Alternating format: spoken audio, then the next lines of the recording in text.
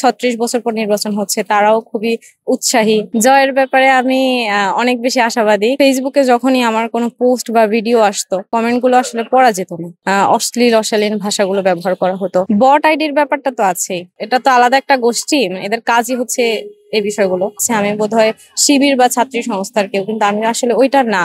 আসসালামু আলাইকুম, আমি জান্নাতুল ফেরদাউস রিতা, প্রতিদ্বন্দ্বিতা করছি সহ ছাত্রী কল্যাণ বিষয়ক সম্পাদক পদে, ব্যালট নাম্বার 2। এখন পর্যন্ত পুরো ক্যাম্পাস জুড়ে খুবই উৎসব মুখর পরিবেশ বিরাজ করছে। যেরকম পরিস্থিতি দেখছি, কোনো সংঘাতের আশঙ্কা নেই আলহামদুলিল্লাহ। যদি এরকম ভাবেই চলতে থাকে তাহলে আশা করি সুষ্ঠুভাবে নির্বাচনটি শেষ হবে, আমরা এমনটাই প্রত্যাশা করি। আমি সহ ছাত্রী কল্যাণ বিষয়ক সম্পাদক পদে প্রতিদ্বন্দ্বিতা করছি। জয়ের ব্যাপারে আমি অনেক বেশি আশাবাদী, কারণ আমি চেষ্টা করেছি প্রতিটা মানুষের কাছে পৌঁছানোর, ডোর টু ডোর গিয়ে তাদের কথা শোনার।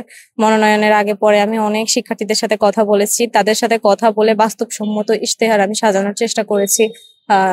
শিক্ষার্থীরাও আমার এই বিষয়টিকে অনেক বেশি ইতিবাচক ভাবে নিয়েছে। আর আমি যেহেতু পূর্বে অনেক সংগঠনে কাজ করেছি, কাজ করার অভিজ্ঞতা আমার রয়েছে, তো সেটাও শিক্ষার্থীদের কাছে অনেক বেশি ইতিবাচক বার্তা বয়ে নিচ্ছে আমার বিষয়ে। আমাদের এখানে অনাবাসিক ম্যাক্সিমাম থাকে শহরে, তো শহরে তাদের কাছে গিয়েছি সকালের যে শাটল গুলো, সেই শাটল গুলো ধরে তাদের কাছে ভোট চেয়ে বা দোয়া চেয়ে এসেছি, তাদের কথা শোনার চেষ্টা করেছি সেখানেও। তো সর্বোচ্চ চেষ্টা করেছি পৌঁছানোর। এখানে আশেপাশে যে কটেজ গুলো রয়েছে সেখানেও আমরা গিয়েছি, আমাদের প্যানেলের অন্যান্য মেম্বাররাও গিয়েছে, তাদেরকে আমরা অনেক রিকোয়েস্টও করেছি যে ভোটের দিন আসবেন। আর 36 বছর পর নির্বাচন হচ্ছে, তারাও খুবই উৎসাহী। আশা করি সবাই আসবে ভোট দিতে, সুষ্ঠু একটি নির্বাচন হবে। এটা অনেক অনেক হয়েছে। যেমন ফেসবুকে যখনই আমার কোনো পোস্ট বা ভিডিও আসতো, তো ওইটার নিচের যে কমেন্ট গুলো আসলে পড়া যেত না, এরকম অশ্লীল অশালীন ভাষাগুলো ব্যবহার করা হতো। সরাসরিও যখন ভোট চাইতে যেতাম, দেখা গিয়েছে কেউ কেউ বিভিন্ন রকম ভাবে ট্যাগ দিচ্ছে এটা ওটা বলে। তো এই জিনিসগুলো অনেক মানে সম্মুখীন হতে হয়েছে। বট আইডির ব্যাপারটা তো আছেই, এটা তো আলাদা একটা গোষ্ঠী, এদের কাজই হচ্ছে এই বিষয়গুলো। তো এটা বট আইডি থেকেই হয়েছে বেশি। আর এমনিতেও অন্য দলের মতাদর্শে বিশ্বাসী এরকমও এক দুজন যারা আমাকে সাধারণ শিক্ষার্থী হিসেবে চিনে এসেছে, কিন্তু প্যানেলে আসার কারণে তারা ভাবছে আমি বোধহয় শিবির বা ছাত্রী সংস্থার কেউ, কিন্তু আমি আসলে ওইটার না।